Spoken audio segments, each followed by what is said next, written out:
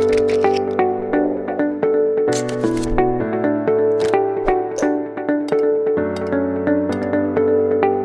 back, everybody. It's another episode of The Business Therapist.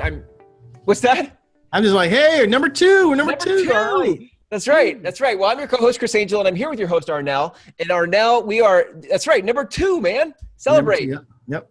I love it. Well, I was super inspired after episode 1 because we talked about, I literally saw everybody in business should have a business therapist because of how all the stuff that happens in our head, the mental health in our head as an entrepreneur. In this episode, we're actually diving into one of the 4 things we talked about in episode 1 that you end up helping people with, and that is marketing. Marketing. I think so many businesses are overwhelmed by marketing. I'm curious if you see this as a business therapist. Do you see people being overwhelmed? Yeah, people are so overwhelmed. They're overwhelmed with that. They're marketing, but is it converting to sales? Is it converting into new business? And they don't know if it's online, offline. They don't know if they do a combination of both. Right. Or people are selling you one thing or the other, I spent like $5,000 on this marketing campaign. I got nothing out of it, and I'm gun shy. $10,000 on a website. Yeah. Somebody just spammed me the other day to get on the first page of Google. Everything's coming at us for trying to grow our business, and it's like overwhelm. That's correct. So how do we choose? Because at sometimes when you're desperate or when you're hungry, everything sounds good.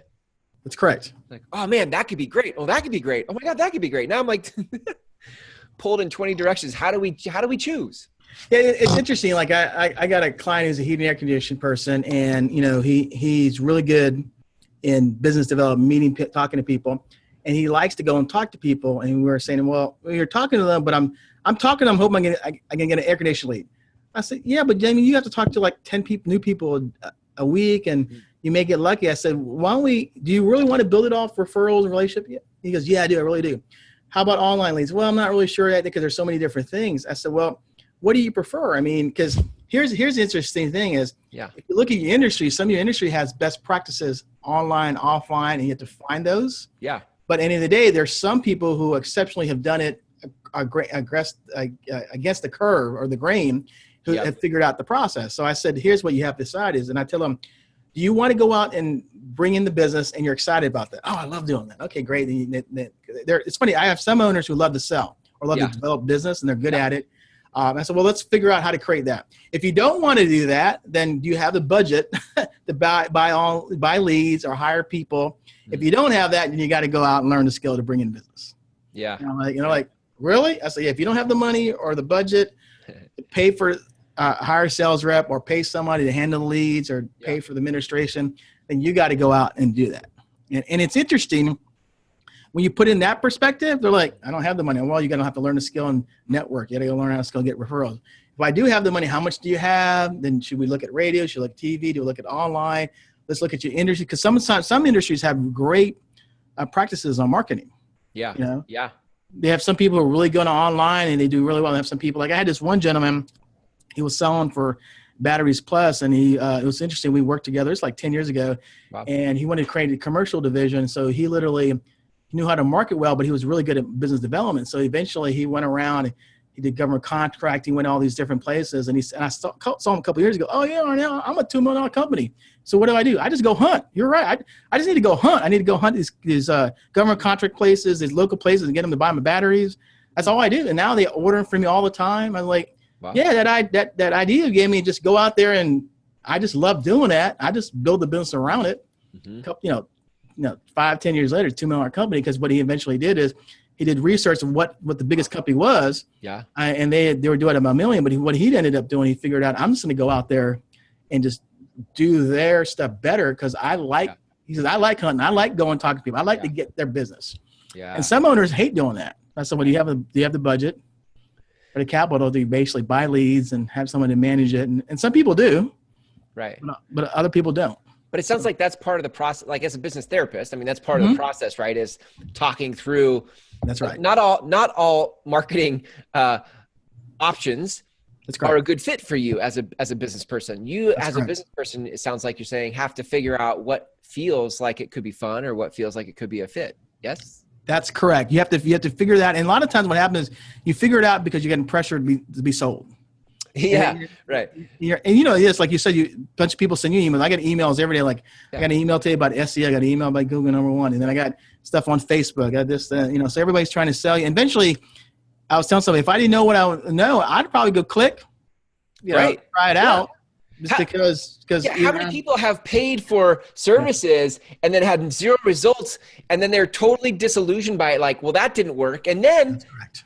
Right. And then I think because it didn't work, we then get really skeptical of all the other things that come. We sort of want to do them, but we also don't trust them. And so then we just don't do anything and we're paralyzed.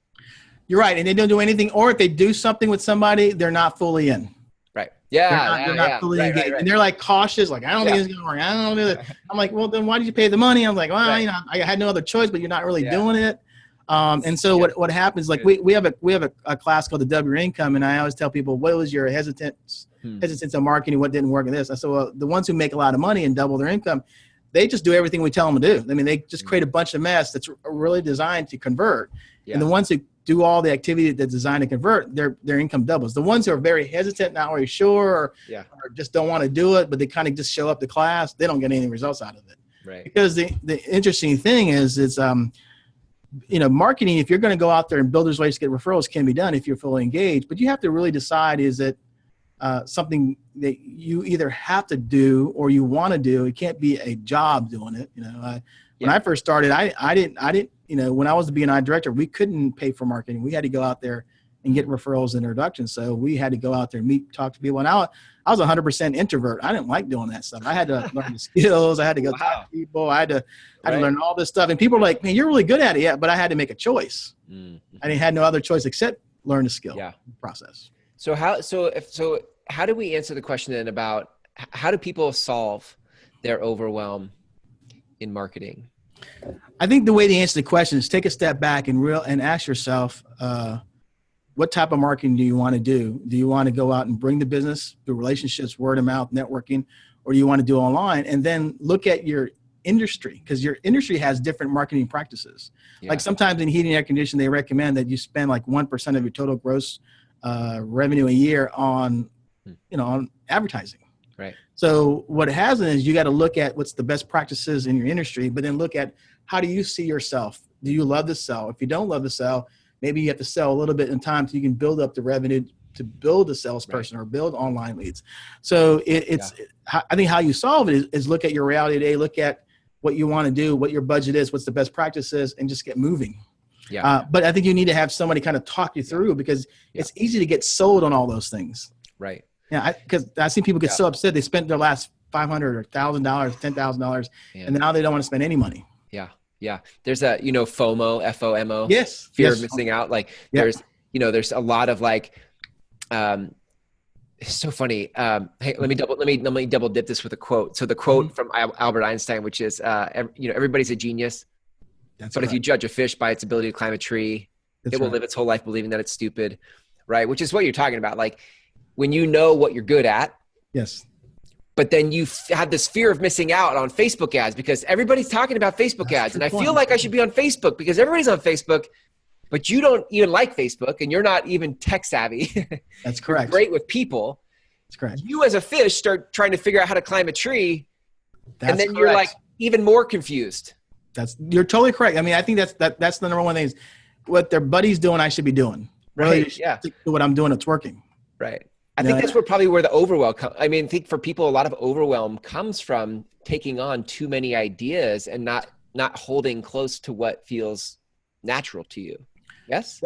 Yes, it is. Because I think when we help people figure out what's natural to them, like, you know, they do the business development or marketing that makes them feel good about what they're doing. Right. Their business takes off because it's an energy exchange. But when they're really doing stuff that's not naturally, they're miserable. Right. The business can come in, they can make money, but they don't like the business anymore. Yeah. Because it doesn't feel good to them. Yeah. I love that. You said an energy exchange, because I really think like, you know, you can show up to work and hate it, or you can show up to work and love it. And it's a lot of times that's about an energy exchange. It's about how you're feeling about the thing you think you have to do. That's correct. Yeah. So good, man. That's so good. Well, and I can see where this is to have somebody in your corner that can listen to all the ideas you've collected from your fear of missing out, all the different things you want to try, to have somebody in your corner that gets where you're strong. That's correct. And can sort of like help you filter and prioritize out the stuff that's like, you're like, no, that dude, everything you said to me, don't do that. Because that, like, I don't get that at all. Like in this, you can prove to me like, that's really a good thing for you. I don't really see it. Like having that kind of a voice in your corner would be so valuable. Yeah, actually, I told people that. I tell them like, hey, oh, you got a marketing ad? Great. Prove it to me how it's going to work. Or like, what do you mean? Tell me how you can put the money in, how it's going to do it. I'm like, well, why? Because if you can't prove to me it's going to work, then you're just spending money because you feel like it. Yeah. There's no process. And they're like, ouch. Okay, I'm not going to spend the money. Oh, well, just prove to me. Prove to me. Because if you can prove to me that, and what people will do, hey, all right, go look at this marketing thing, man. What do you think? I'll ask questions. And I'll tell them, let me talk a couple of references. What do you actually do? And I'm like, why you do that? Because I don't want to spend $5,000 and you're gun shy. So let me ask a lot of questions. Let me see if it works or not. And I'm like, okay, don't do it. And I'm like, really? Like, and they go, oh, I'm still doing it. And they go, I just one guy, he spent like $10,000 on a TV ad campaign, right? Yeah. I told him not to do it. I told him call a couple of references, told him not to do it. He still did it. Terrible. And then I had another guy that's similar industry call and said, hey, I think I want to pay this $10,000 on the TV ad. I said, well, call the station and ask for 3 references. The funny thing, the guy calls the guy told him to go out. He calls the one guy, yeah, my business coach, my business therapist told me not to do it. I didn't listen to him. And the guy goes, who was your business therapist? It was on Arnell. He goes, oh, Arnell told you not, you still do it? Yeah, I didn't make any money. So I'm not going to do it because it, it's 10,000 to see that it was like, yeah. And after that, he was gun shy. He didn't spend any marketing dollars for at least 6 to 9 months. Yeah. He blew $10,000. Yeah. No, I know that's like touching the stove. And you're like, that's hot. I got burned. I don't want to do that again. I mean, it would be interesting to go back over your 20 years of business and be like, how much money have you saved people from like making those kinds of decisions? The ones that listened, then, right? That's probably true. That's probably true. I never thought about that. How much money have you saved people from themselves? Simply because we have this fear of missing out. Like, I mean, that's for me, that keeps coming back to that. Cause you're like, oh, I could be on TV and then I could be in front of all these people and then my phone would ring off the hook. And I start to create this vision of what it could be. And I'm afraid of missing out on whatever story I invented in my head. Yes, that is true. I've never thought about that. I've actually, you're right. Cause I think once there's a fear of the missing out, people want to jump on the bandwagon, but they don't realize that if you don't do anything like TV, you got to be in there for a long haul. You got to put the time and money. Cause, people are like, they're like, I just want to do it. I'm like, have you really thought it out? Is it just because you feel like it and you get in there and you spend all that money and then you're miserable? Yeah. You know? Yeah. I love it. Well, I think, today's topic in terms of marketing, this is one of the biggest things I see businesses struggle with is like, how do I make my phone ring? How do I grow my business with leads? And then we get pulled in all these directions until we're overwhelmed. And what I love that you're saying today is like, take a step back, first of all. Mm-hmm. Think about what you're good at, what you enjoy, where do you have a good energy exchange, and then and then also look at your industry. Yeah. Are there certain best practices in your industry that you could model or emulate? Mm-hmm. And then make some calculated decisions about what you're going to choose, but don't choose it all. And don't choose it if you don't know the steps or you don't know, like you're not convinced yourself about how you're going to follow through. That is correct. Cause I think people do like in my area, there's a lot of people doing events. I'm like telling people, they're like, I don't know, what do you think about those events? I don't go to them. And they're like, why? Because there's so many of them now. And I tell you, there's a lot of people hanging out at these events, but they're not getting any business. So, well, what would you do different? Well, I'm with Mike Mayer and he's got a specific process on how to convert from events. Mm-hmm. I said, if you don't have a process to convert, then you're just going to events. Yeah. You feel good and think you will get it, but in reality, you won't. Yeah. I wouldn't even, there you go. Case in point in terms of why there's value as a business therapist. Cause I wouldn't even thought about everybody just thinks like, oh, go to an event. Cause that's where I'll get in a conversation. Maybe I'll stumble into a lead, but I don't even think about like, there's a process for converting out of an event. I didn't even think of that. It wasn't even on my radar. Yeah. Cause we like you said, the fear of missing out, we think we got to go to something. We go like, there's so many events I got to go. And I tell them, there's nothing wrong going to events as long as you have a process to follow up, convert, talk to people. Yeah. Or if you set your own event, you have a process to see if it's going to be, something that's going to be a return on investment. And people are like, I don't know. I'm like, well, then it's not going to be good for your business. Yeah. Devastating for your confidence. Yeah. You spend all that money and all that time and energy. Yeah. Oh man, that's so good. This is a huge topic, and I know in future episodes we'll be able to dive into this some more. Here's an invitation for anybody listening to this. Would love your feedback in terms of what questions do you have about marketing? Where do you get overwhelmed in marketing, so that Arnell and I can tackle those questions on this show. Arnell, this is a great episode, man. I, for sake of time, I feel like we should wrap it up and explore it in further episodes. If people want to learn more about working with you as their business therapist, where can people go? Just go to my website, which is arnelltanyag.net. Okay. Both first and last name, arnelltanyag.net. Oh, no, yeah, actually, I'm sorry, I got to get my email. It's tanyag.net, www. All right, good. No worries. So you guys listening to this, to connect with Arnell, go to Tanyag, TANYAG.net. That's correct. And you can find his contact information and connect with Arnell there.